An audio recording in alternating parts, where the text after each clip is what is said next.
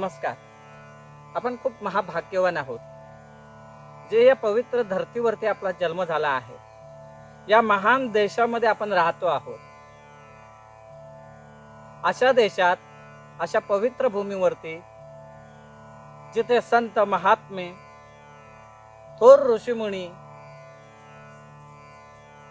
देवी देवता अशा अनेकांचा जन्म या पवित्र भूमीवरती झाला आहे. अशा या पवित्र भूमीत जिथे 4 वेदांचं ज्ञान जोपासलं जातंय, अनेक धर्म ग्रंथ इथे सांगितले गेले. मानवी जीवनाच्या, या सृष्टीच्या, या ब्रह्मांडाच्या सर्व गोष्टींवरती जिथे व्यापक अभ्यास केला जातो, ती ही माझी पवित्र भूमी. या अशा पवित्र भूमीत आपला जन्म झाला आहे. थोर विचारवंतांचा वारसा ज्या भूमीला मिळाला आहे, ती ही माझी भारत भूमी आहे. जिथे सद्गुरु श्री दत्तात्रेयांसारखा जन्म झाला, जिथे राम, श्रीकृष्ण या भगवंतांचा अवतार झाला, जिथे परशुरामांसारख्या थोर पुरुषांचा जन्म झाला, ही भूमी तपस्व्यांची, ही भूमी योग्यांची, ही भूमी महान पुरुषांची. या भूमीत तुम्ही आम्ही राहतो आहोत. अशा पवित्र भूमीत जिथे पावलो पावली आपल्याला भगवंताच्या खुणा सापडतात. महान क्रांतिकारी विचारांचे क्रांतिकारक या भूमीत घडले. अशी भूमी ज्या भूमीमध्ये क्रांतिकारी विचारांचे महान आत्म्यांचा जन्म या ठिकाणी झाला. संस्कृतीचा ठेवा असणारी ही भूमी, ज्या भूमीवरती अनेक परप्रांतीयांनी आक्रमण केली आणि आमची ही संस्कृती संपवण्याचं कार्य अनेक वेळा झालं. परंतु जिथे अशी देवी देवता, महान विचारांचे, थोर विचारांचे संत पुरुष, ऋषी मुनी यांनी जो काही अभ्यास या ठिकाणी करून ठेवला, तुमच्या आमच्यासाठी जे काही गोष्टी करून ठेवल्या आहेत, त्या थोड्याच अशा संपणार आहेत. आमच्या मनावरती असं खोलपर्यंत हे विचार रुजलेले आहेत. याचं कारण आहे आमचं मन. आपण पहिल्या भागामध्ये मन या विषयाचा अभ्यास केला आहे.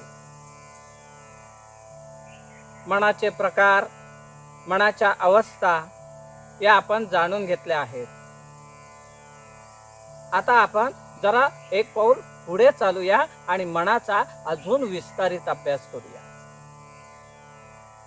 आपल्या या भूमीत अनेक अशी लोक आहेत की ज्यांना जन्मताच अशा काही सिद्धी, अशा काही शक्ती प्राप्त झालेल्या असतात किंवा वंश परंपरागत आलेल्या शक्ती ह्या पुढे वारसाने चालतात.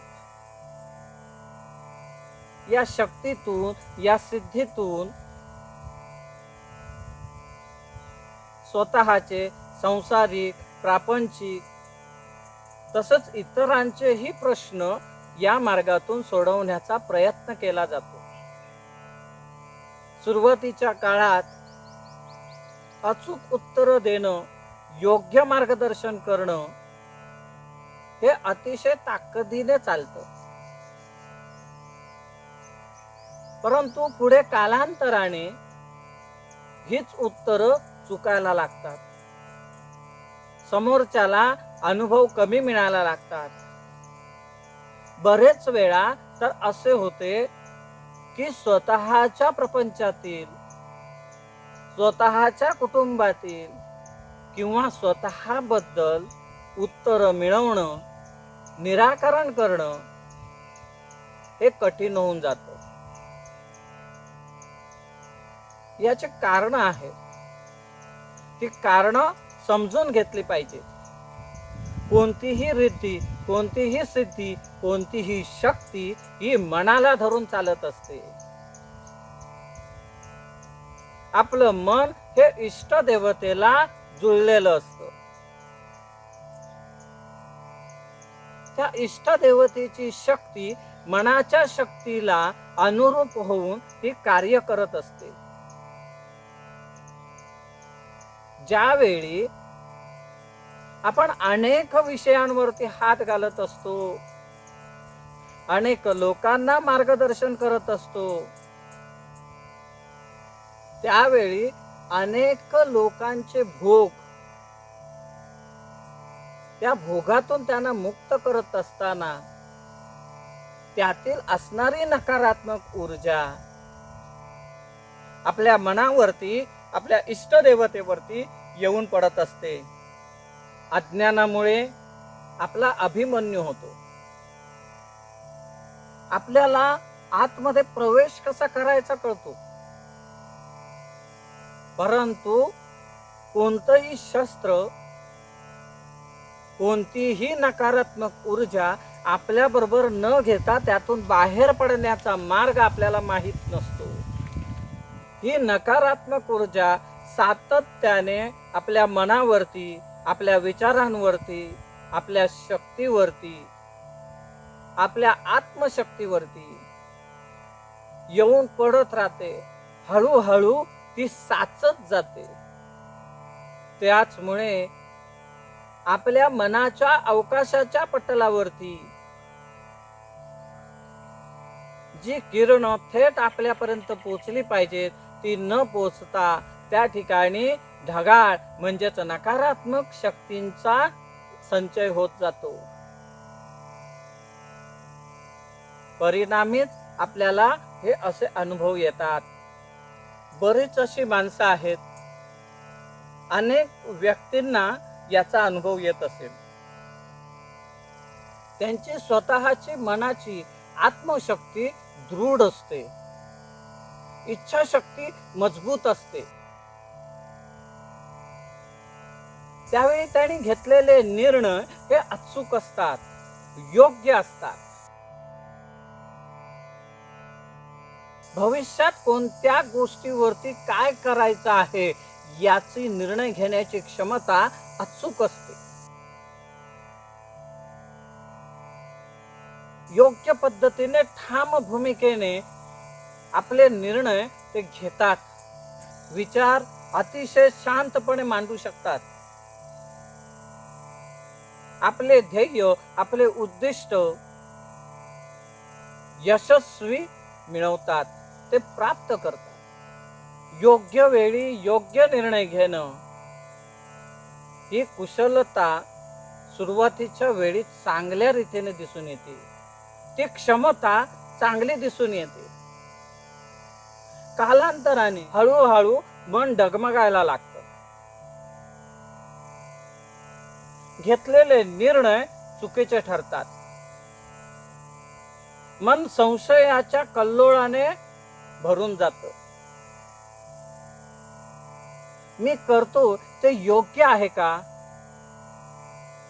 मी जे करणार आहे ते यशस्वी पार पडेल का? अशा एक ना अनेक विचारांनी त्याचं मन कलुषित होतं. जे पूर्वी मी म्हणेन ते घडत होतं ते आता मी डोकं फोडलं तरी ती गोष्ट होत नाहीये. मला यश मिळत नाहीये. माझी म्हटली कामं घडत नाही.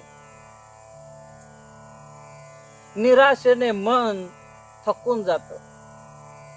हात पाय गाळून माणूस शांत बसतो. नैराश्याने तो विचार करत बसतो. पूर्वी मी हे सगळं करत होतो. माझे घेतलेले निर्णय योग्य घडत होते. मग आत्ताच माझ्या पत्रात असो का? काही लोक नशिबाला दोष देत बसतात, काही लोक कोणीतरी काहीतरी करून ठेवलंय अशा पद्धतीने विचार करून त्या पाठीमागे धावत राहतात. असं का घडतं याचा विचार मात्र कोणीही करत नाही. मी तोच माणूस आहे, मी तीच व्यक्ती आहे ज्याच्यामध्ये एकेकाळी निर्णय घेण्याची क्षमता होती, अचूक उत्तर शोधण्याची ताकद होती, आणि मी तोच माणूस आहे जो घेतलेले निर्णय प्रत्येक वेळी अपयशी ठरत आहे. याचं कारण काय? याचं कारण आहे तुमच्या मनात दाटून राहिलेलं नैराश्य, तुमचे नकारात्मक विचार. ज्या गोष्टी वेळोवेळी झाडून बाहेर काढायला पाहिजे होत्या त्याच तुम्ही केलेल्या नाहीत,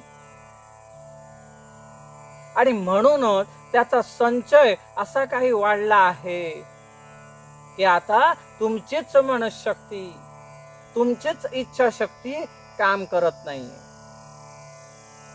याचं कारण आहे अज्ञान, याचे कारण आहे मन कमकुवत होणं, मनामध्ये नैराश्य साचून राहणं,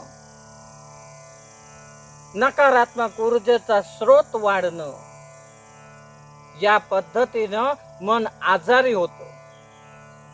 हा मनाचा आजार आहे. मन आजारी का होतं? याचं कारण आहे जे आपण ठरवतो ते घडत नाही.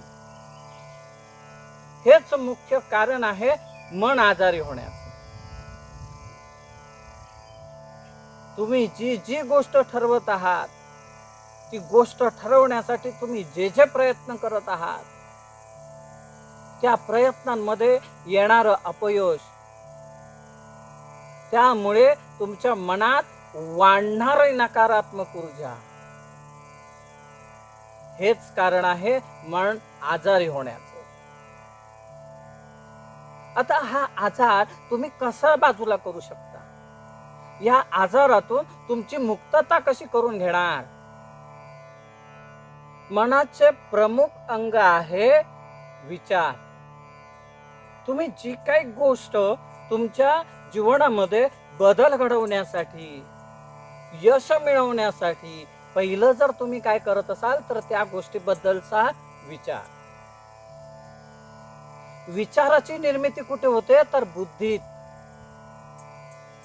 आणि बुद्धीचा विकास हा ज्ञानाने होतो. कोणत्याही गोष्टीबद्दलचं संपूर्ण असणारं ज्ञान हे तुमच्या बुद्धीचा विकास घडवतं. आणि विकसित बुद्धी ही विकसित विचार करून देतो. आपण याबद्दल कधी विचार केलात का? विचारांचा विकास होण्यासाठी बुद्धीचा विकास व्हायला पाहिजे, आणि बुद्धीचा विकास होण्यासाठी ज्ञानाची आवश्यकता आहे. आणि अज्ञानच विचारांचा प्रवाह थांबवतो, त्याचा मार्ग सीमित करतो, आणि त्याचमुळे तुम्हाला अनेक ठिकाणी अपयश पाहावं लागतं. अज्ञान हा मनुष्याचा महान शत्रू आहे, जो माणसाला विकासाच्या प्रवाहात न्यायला थांबवतो.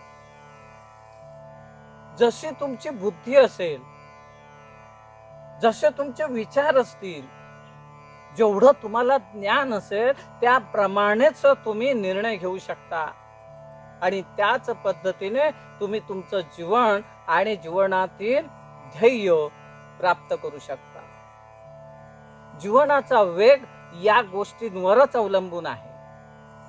मनाची शक्ती वाढवायची असेल तर बुद्धीचा विकास करा, विचारांची प्रगल्भता वाढवा. आणि बुद्धीचा विकास वाढवायचा असेल तर ज्ञान प्राप्त करा. ज्या गोष्टीमध्ये तुम्हाला यश मिळवायचं आहे त्याचं सर्वांगीण ज्ञान प्राप्त करा. कारण ज्ञान प्राप्त झाल्यामुळे तुमची विचारांची गती, त्याची दिशा ही विस्तारित होते आणि ती विस्तारित झाल्यामुळे योग्य वेळी योग्य तो निर्णय घेण्याची क्षमता वाढते आणि त्याचमुळे मिळणारं यश हे त्याच्यावर अवलंबून असतं. जर तुम्हाला अपयश प्राप्त होत असेल तर ते अपयश का प्राप्त झालं त्याचा अभ्यास करा. मी कुठे चुकत आहे हे जाणून घ्या, तरच तुम्हाला तुमचं मन कळेल, मनाची शक्ती कळेल आणि त्याचा अनुभव प्रत्ययास येईल. आता काही लोक म्हणतील माझ्याकडे ज्ञान आहे, माझ्याकडे बुद्धी आहे, माझ्याकडे विचार योग्य पद्धतीने मी मांडत आहे, मी तसं कार्यही करत आहे, पण तरी सुद्धा मी अपयशी का? अनेक लोक ज्यांना ज्ञान आहे, विषयाची पूर्ण माहिती आहे, त्याच्यावरती त्याचा वैचारिक भाग व्यवस्थित मांडलेला आहे, तरीही तो अपयशी ठरतो का? तर त्याच्याकडे असणारा आत्मविश्वास, त्याची स्वतःची इच्छाशक्ती ही कमकुवत आहे आणि म्हणूनच त्याने निर्माण केलेले प्रयत्न हे अपयशी ठरतात. कारण नुसतं ज्ञान असून चालत नाही, नुसती बुद्धी असून चालत नाही, तर त्याच्या जोडीला लागते मनाची अगाध शक्ती. आत्मशक्ती वाढवण्यासाठी, इच्छाशक्ती प्रबळ करण्यासाठी आवश्यक आहे अध्यात्म, साधना, ध्यान, नामस्मरण. याचं कारण आहे की अध्यात्माने, साधनेमुळे, नामस्मरणामुळे आपल्यातील नकारात्मक ऊर्जा स्रोत नाहीसा होतो. आपली इच्छाशक्ती प्रबळ होते, ती दृढ होते आणि केलेल्या कार्यात यश प्राप्त होते. मनाची अगाध शक्ती वाढवण्यासाठी, इच्छाशक्ती मजबूत करण्यासाठी, आपली आत्मशक्ती प्रबळ करण्यासाठी सोहम साधना करा. हा यावरती रामबाण उपाय आहे. जे शक्ती आपली कमी झालेली आहे, ज्या मनावरती नकारात्मक ऊर्जेचे ढग साचले आहेत, या सगळ्यातून बाहेर पडायचं असेल तर सोहम साधना करा. मनाची नकारात्मक ऊर्जा नाहीशी करा. आपोआप मन स्वच्छ होईल, निरोगी होईल आणि त्याला बळ प्राप्त होईल. मनाला शक्ती मिळाली, तिला ऊर्जा मिळाली की मन व्यवस्थित आणि योग्य रीतीने धावायला लागतं. इच्छा धारण शक्ती कशी करायची आहे, मनाची आत्मशक्ती कशी वाढवायची आहे, मन प्रबळ कसं करायचं आहे, हे आपण पुढच्या भागात पाहणार आहोत. तोपर्यंत सोहम साधना जी पहिल्या भागामध्ये मी आपल्याला सांगितली आहे, ती रोजच्या रोज किमान 20 मिनिटे करा. जर तुम्ही नामस्मरण करत असाल तर ते नामस्मरण नित्याचं करा, सातत्याने करा. परंतु आपल्याकडे दुर्भाग्यवश, अज्ञानवश असा प्रकार आहे की सोमवारी शंकर, मंगळवारी गणपती, बुधवारी हनुमंत, गुरुवारी दत्तात्रय, शुक्रवारी आदिशक्ती, शनिवारी हनुमंत, या पद्धतीने आम्ही नामस्मरण करत आहोत. नामस्मरण कोणत्याही एकाच भगवंताचं करा आणि ते नामस्मरण सातत्याने ठेवा. सर्वाभूती एकच परमेश्वर आहे हे लक्षात घ्या. प्रत्येक अवतारी देवता अशीच सांगते आहे की मी सुरुवातीला आहे आणि मीच अंती आहे. माझ्यापासूनच सर्व निर्माण झाला आहे आणि माझ्यातच सर्व विलीन होणार आहे. याच्यावरून तरी लक्षात घ्या की हे सर्व एकच आहे. नाम आणि नामाची अगाध शक्ती या विषयासाठी आपण स्वतंत्रपणे बोलू, पण तोपर्यंत तरी तुम्ही एकच नामस्मरण सातत्याने ठेवा, तरच याचा अनुभव येईल. मनाची शक्ती दृढ झालेली मिळेल. जर तुम्ही रोज वेगवेगळ्या देवाचं नाव घेत बसाल किंवा रोजच्या पूजेमध्ये सातत्याने तुम्ही वेगवेगळ्या देवांची उपासना करत राहाल, तर तुमचं मन कमकुवत होईल, साशंक होईल. आणि नेमकी ऊर्जा स्रोत कसा वाढवायचा याच्यासाठी जी भावना पाहिजे ती भावना तुमची विषारी होईल. त्यामुळे तुमचं मन प्रबळ होणार नाही, मन शुद्ध होणार नाही, मनाची ताकद वाढणार नाही. म्हणून एकाच भगवंताचं नामस्मरण करा. सर्व भगवंतामध्ये एकाच परमेश्वराला पाहायला शिका. हीच खरी भक्ती आहे, हीच खरी शक्ती आहे आणि तरच तुम्हाला त्याचा प्रत्यय येईल. पुढील भागामध्ये आपण मन आणि मनाची अगाध शक्ती याच्यावरती विस्तारित अजून अभ्यास करूया. तुमच्या मनामध्ये अजून काही शंका असतील तर मला जरूर कळवा. त्या शंकांचं निरसन मी निश्चित करेन. तुमचा मार्ग यशस्वी व्हावा, जीवन सुखी समाधानी व्हावं, म्हणूनच हा माझा सर्व खटाटोप आहे. गुरु ठिकाणी आपलं मन स्थिर ठेवा. त्याने दिलेली साधना, त्याने दिलेलं नामस्मरण योग्य वेळी योग्य पद्धतीने करत राहा आणि अनुभूती घ्या. आत्मविश्वास वाढवा, आत्मशक्ती जागृत करा, तरच तुम्हाला मिळेल आत्मानुभव.